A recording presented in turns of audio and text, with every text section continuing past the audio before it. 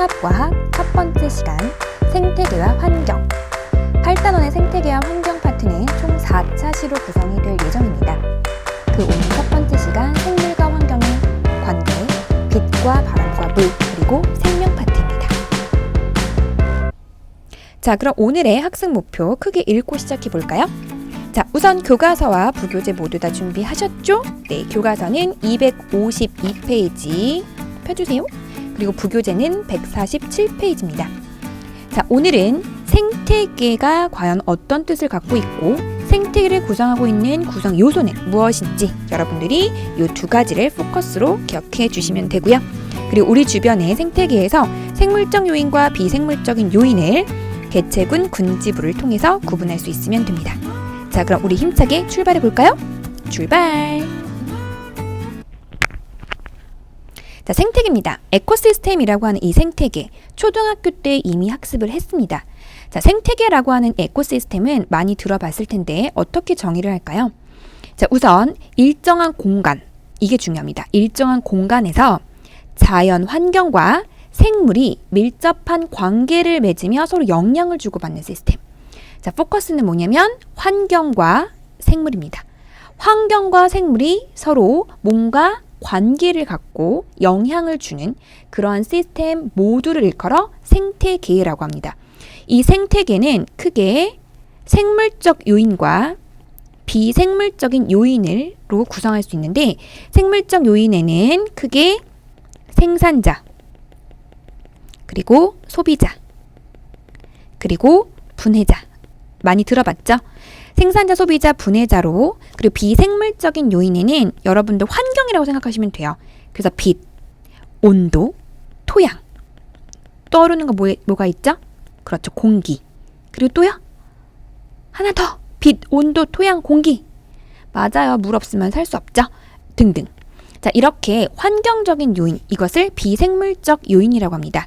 자, 그래서 생태계를 구성하고 있는 생물적 요인과 비생물적인 요인을 먼저 알아볼 텐데, 자, 그 전에 여러분들이 이 생태계라고 하는 것이 과연 어느 단계부터 시작이 되는지 생물적인 관계에서부터 한번 따지고 들어가 볼게요. 자, 일정 지역에서 같은 종의 개체들이 무리를 이루어서 개체군을 형성하고요. 이러한 개체군들은 모여서 군집을 형성합니다. 그리고 환경과 상호작용을 통해서 여러 가지 그런 영향을 주고받는 이런 모든 이 과정을 바로 생태계라고 합니다. 자, 그렇다면 종이라고 하는 건 뭐고 개체라고 하는 건 뭐냐? 자, 개체라고 하는 것이 바로 하나의 종으로 구성되어 있다라고 보시면 돼요. 개체는 하나하나의 생명체를 개체라고 합니다. 여기에서는 사슴이 개체겠죠. 자, 이러한 같은 종들이 모여있는 그 집단을 뭐라고 하냐? 개체군이라고 합니다. 그러니까 이 개체군이라고 하는 것은 개체들이 모여서 무리군자를 땁니다. 개체들이 모여서 하나의 무리를 이루기 때문에 같은 종으로 구성이 돼요. 그러니까 사슴들로만 구성되어 있는 것을 개체군이라고 하죠. 그럼 사슴들의 개체군이 있을 수 있고, 뭐 곰들만 모여있는 개체군이 있을 수 있고, 여우만 모여있는 개체군이 있겠죠. 그래서 이러한 개체군들이 다양한 종들이 모여서 무엇을 구성하냐면 군집을 이루게 됩니다. 이 군집이라고 하는 것은 뭐냐? 여러 종류의 개체군들이 서로 어울려져서 바로 군집을 형성하게 되는 거죠.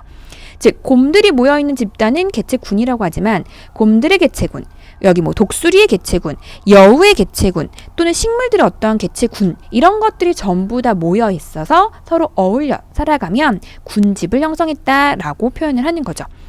그리고 이러한 군집들을 바로 군집, 우리들이 생물종이잖아요. 이러한 여러 군집들과 우리는 그냥 혼자 홀로 살 수 없기 때문에 무엇과 함께 조화를 이루어져? 그렇죠. 자연환경. 자연환경과 조화를 이루면서 우리가 살게 됩니다. 그래서 이렇게 자연환경과 여러 생물종들, 여러 생물들이 같이 어우러져서 그렇게 서로 영향을 주고받는 그러한 전체 이 시스템을 뭐라고 하냐면요. 바로 에코시스템, 생태계라고 우리가 얘기를 하는 거죠.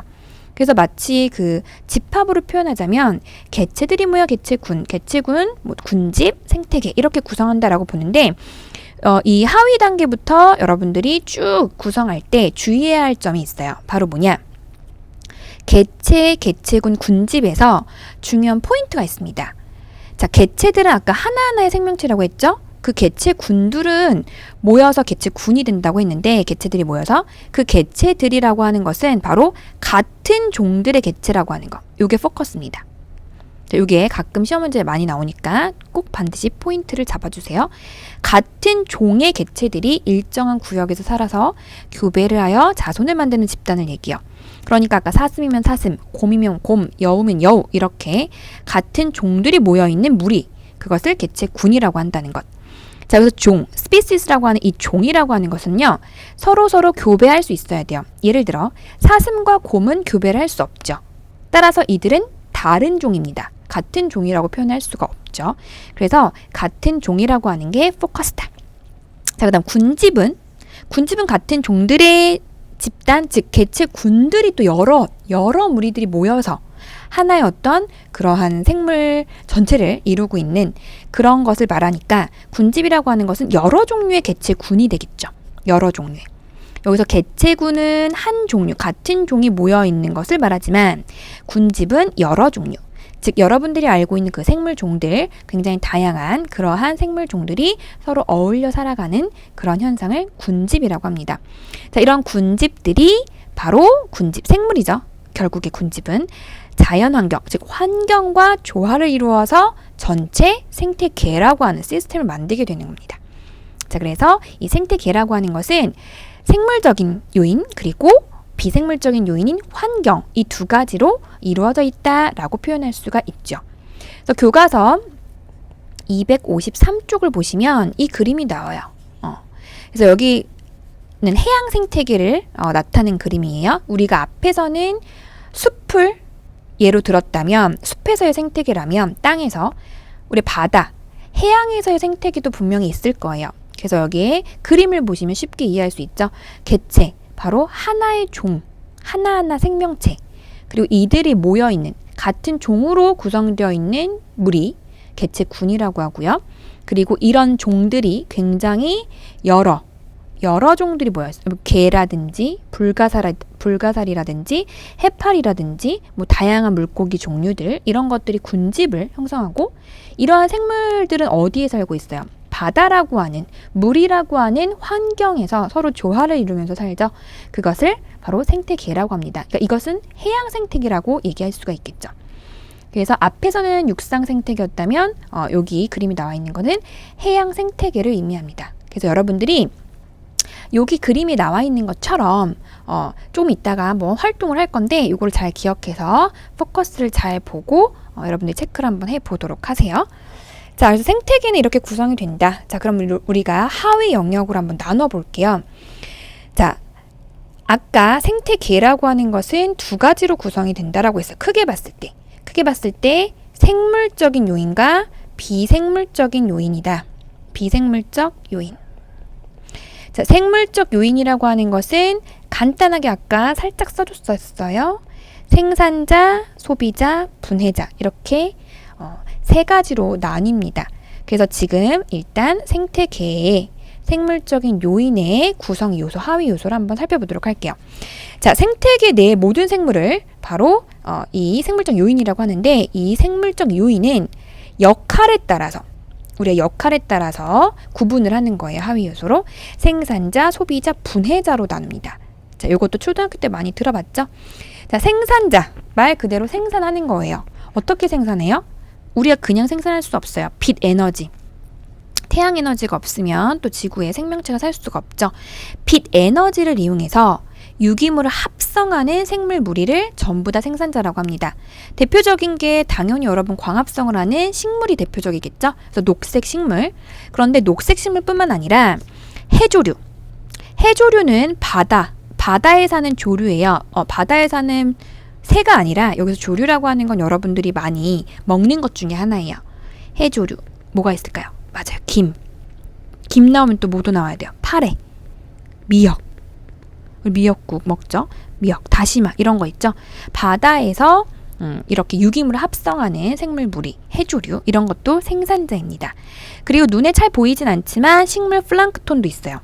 식물 플랑크톤이라고 하는 것은 우리가 유기물을 합성하기 위해서는 엽록소라고 하는 것이 필요합니다. 그래서 이 엽록소를 가지고 광합성을 하는 플랑크톤을 식물 플랑크톤이라고 얘기를 해요. 이 식물 플랑크톤의 대표적인 거 여러분 많이 들어봤습니다. 돌말류, 녹조류, 우리 녹조 현상 일어나잖아요. 그 녹조류 이런 것들이 바로 생산자예요. 그래서 바다의 생산자도 해조류 식물 플랑크톤이 있다면 우리 육지에서는 여러분들이 흔히 아는 녹색 식물들 이런 것들이 전부 다 생산자다라고 보시면 돼요. 자, 그 다음 소비자. 소비자는 다른 생물을 섭취해요. 왜? 소비를 왜 해요? 생산하지 못하니까. 그러니까 생산자가 합성해놓은 유기물, 이 유기물을 섭취해서 에너지를 얻는 생물무리 집단을 소비자라고 합니다. 자, 그러면 이 소비자라고 하는 것은 어떤 형태로 맞아요. 우리죠, 우리가 소비자죠. 우리가 스스로 광합성을 하지 못하기 때문에 동물이나 식물을 먹죠. 그래서 우리는 육식동물이고 초식동물도 있어요. 식물을 먹는. 그래서 초식동물, 육식동물 전부 아우르는 것 소비자라고 합니다. 세 번째가 뭐냐? 분해자예요. 말 그대로 분해입니다. 뭘 분해해요? 자, 우리가 생산자는 빛 에너지를 이용해서 무기물에서 유기물로 무엇인가 합성을 했다면 소비자는 이 유기물을 섭취해서 무기물로 분해를 해요. 근데 분해자는 또 뭐를 하냐? 분해자는 무기물을 또 분해합니다. 그러니까 돌고 도는 거죠. 왜? 무기물에서 유기물로 만들었어요. 유기물에서 무기물로 분해를 누군가가 해줘야 되잖아요. 이 누군가가 해주는 게 바로 뭐다? 분해자다. 그래서 죽은 생물의 사체 혹은 배설물 이런 것들은 유기물이에요. 이 자체는 유기물이에요. 유기물. 이 유기물에서 다시 무기물로 전환시켜주는 분해하는 그런 생물무리를 전부 다 분해자라고 합니다. 그러니까 우리는 사실 소비하는 역할만 하네요. 그렇죠? 뭔가 섭취하고 에너지를 얻어요. 그리고 이것을 다시 또 환경으로 돌려주는 애들이 분해자. 그러니까 생산자와 분해자 사이에 우리 소비자, 우리 사람이 있는 거죠. 이 분해자라고 하는 것은 죽은 생물의 사체나 배설물을 분해한다라고 했어요. 누군가는 해줘야 되는데 누가 하냐? 여러분들이 흔히 알고 있는 세균. 세균이 뭐 나쁘다고만은 할 수도 없어요. 좋은 세균들도 있으니까요. 세균들, 여러분들이 흔히 알고 있는. 그 다음 버섯. 버섯도 사실 세균, 뭐 이렇게 분류학적으로 따지면 버섯도 세균이라고 얘기해요. 진균이라고 하는데 그런 버섯류, 그 다음에 곰팡이, 이것도 이제 진균류. 그래서 곰팡이도 이렇게 분해하는 역할을 합니다. 그래서 이들이 있으면 다시 환경으로 돌려주는 역할. 그럼 생산자는 또 다시 유기물을 만들어주고 이런 식으로 계속 뭔가 순환이 되는 구조로 구성이 되어 있어요. 그래야지만 또 생태가 계속 유지될 수가 있습니다. 뭐 어찌됐든 여기에서 여러분들이 꼭 알아야 되는 거 생산자, 소비자, 분해자의 역할을 알아두시면 돼요. 자, 그러면 여기 나와 있는 그림 세 가지 구분할 수 있을까요? 네, 바로 풀 대부분의 녹색식물 생산자였고요. 다음 토끼는 소비자, 그리고 버섯이에요. 버섯은 분해자입니다. 그래서 요 세 가지 특징을 알아두시면 됩니다. 자, 교과서 252쪽을 잠깐 살펴볼까요? 자, 교과서 252쪽에 뭐가 나와 있냐? 바로 우리나라 땅 독도가 나와 있습니다. 자, 독도는 여러분들이 알다시피 섬이에요. 섬인데 이 섬에도 돌로 되어 있는 것처럼 보이지만 여기 이렇게 풀들 보이죠? 굉장히 토양층이 얇아서 식물이 자라기 어렵긴 하지만 다양한 식물종들도 굉장히 많이 살고 있어요. 한 50에서 60종 정도 살고 있다라고 하고 희귀 식물들도 굉장히 많다라고 합니다. 그래서 여기에서의 또 생물적인 요인을 나눠 볼까요? 생산자, 아까 얘기했듯이 빛 에너지를 이용해서 유기물 합성한 생물무리, 섬초롱꽃, 뭐 섬초롱꽃뿐만 아니라 섬기린초라든지 얘들을 들어보면 얘가 생산자구나라는 걸 알아야 되겠죠? 그 다음에 조금 어려면 초종용이라고 하는 식물도 있고요. 그 다음 왕호장근 이런 생물들도 있어요. 그래서 이런 것들이 다 식물, 대부분 녹색식물 생산자에 속하고요. 그 다음 소비자는 괭이갈매기가 대표적입니다. 독도에 사는. 그래서 다른 생물들을 섭취해서 에너지를 얻는 그런 생물. 자, 그리고 분해자. 분해자 너무너무 중요한데 여기서 이제 또 중요한 미생물이 하나 나왔어요. 분해자 중에 동해아나 독도넨시스. 왠지 뭔가 독도의 냄새가 풍기죠. 그리고 동해. 이게 이제 동해에서 최초로 발견된 미생물입니다. 2004년에 독도에서 발견이 돼서 세계 최초로 보고가 됐습니다. 그래서 이제 이 이름을 따서 동해아나 독도넨시스라고 하는데, 이 동해아나 독도넨시스가 뭐 항생제, 항암제, 백신 이런 어떤 산업용으로도 이용이 되고, 그다음에 여기에서 이 유전체에서 뭔가 로뎁신이라든지 이런 것들도 발견되면서 굉장히 이제 연구를 많이 하고 있는 미생물 중에 하나고요. 2008년에 우주인 이소연 씨가 우주로 가서 이것을 또 실험을, 이 미생물 가지고 여러 가지 반응 실험을 했던 그런 유명한 아이니까 한번 이름을 들어보는 것도 나쁘지 않겠죠. 자, 이러한 세균류 분해자입니다. 분해자. 그래서 요것까지 여러분들이 예로 한번 생산자, 소비자, 분해자도 독도에 사는 생물들을 이렇게 구분할 수 있다라는 것도 교과서에 나와 있으니까 한번 짚고 넘어갔습니다. 자, 그러면 이제 본격적으로 두 번째 생태계 비생물적인 요인을 살펴볼까요? 자, 생물적인 요인이 지금 생산자, 소비자, 분해자였다면 비생물적인 요인, 생태계를 구성하고 있는 것 중에 비생물적인 요인은 뭐냐? 바로 빛, 온도, 물, 공기, 토양 등과 같은 모든 환경 조건을 전부 다 비생물적인 요인이라고 합니다. 뭐 바람도 되겠죠. 그래서 바람도 공기에 속하니까 뭐 이런 것들, 모든 어떤 환경적인 요소들은 다 비생물적인 요인이라고 보시면 돼요. 그래서 앞에서 얘기했듯이 우리가 뭐로 구분한다고 했어요? 생태계는 생물적인 요인과 비생물적인 요인으로 구분한다. 역할에 따라서. 그래서 비생물적인 요인 바로 이 다섯 가지를 다음 시간에 아주 자세하게 한번 알아보도록 하겠습니다. 오늘 아주 워밍업이에요.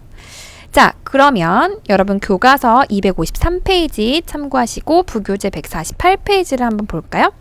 자, 지금까지 우리가 살펴봤던 생태계 구성 요소에 대해서 한번 살펴봤어요. 역할에 따라서 생산자, 소비자, 분해자 이렇게 구분한다고 했습니다. 여러분들 주변에 뭐 관찰을 하면 좋겠지만 여러분들 혹시 살고 있는 지역 근처에 생산자, 소비자, 분해자를 한번 찾아서 써보세요. 뭐가 있을까요? 집에도 있을 거예요. 분명히 생산자, 소비자, 분해자.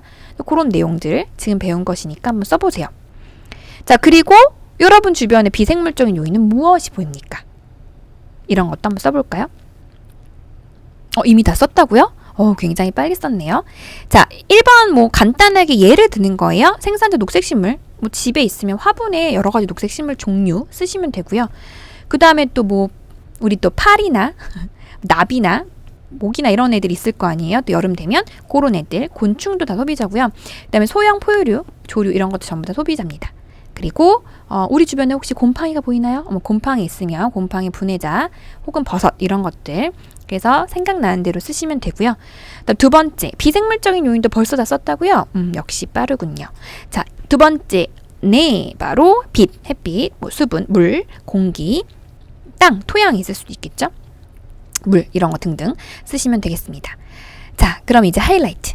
자, 우리가 배운 바로 생태계를 구성하고 있는 생물적인 요인과 비생물적인 요인을 알아봤습니다. 그 중에 생물적인 요인 중에 개체, 계층은 군집우리가 앞에서는 육상 생태계를 봤고 그림에서 잠깐 해양 생태계를 봤습니다.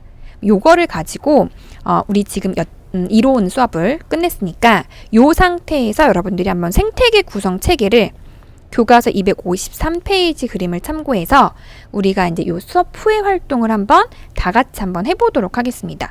뭐 여러 가지 형태로 선생님들과 함께 해보셔도 되고요. 저는 잠보드에서 조별로 활동하기를 한번 해보도록 하겠습니다. 그래서 요거는 잠시 후에 우리 수업 끝나고 어떻게 하는지 얘기를 하도록 하고요. 자, 교과서 그래도 부교재에 있는 내용, 교과서 여러분 한번 읽어보시고 부교재에 있는 내용 선생님이랑 같이 한번 빈칸 채우고 마무리 할게요. 자, 부교재 여러분들 펴보도록 합시다. 자, 부교재 어디를 폈나요? 맞습니다. 147페이지. 자, 생태계 그리고 환경. 자, 생태계 구성부터 괄호 안에 들어갈 거 몇 개 되진 않고요. 교과서 아마 수업하면서 채운 학생들도 있을 텐데 한번 볼까요? 네, 선생님 1분 줄게요. 1분. 1분 동안 한번 빈칸을 채워보도록 합시다.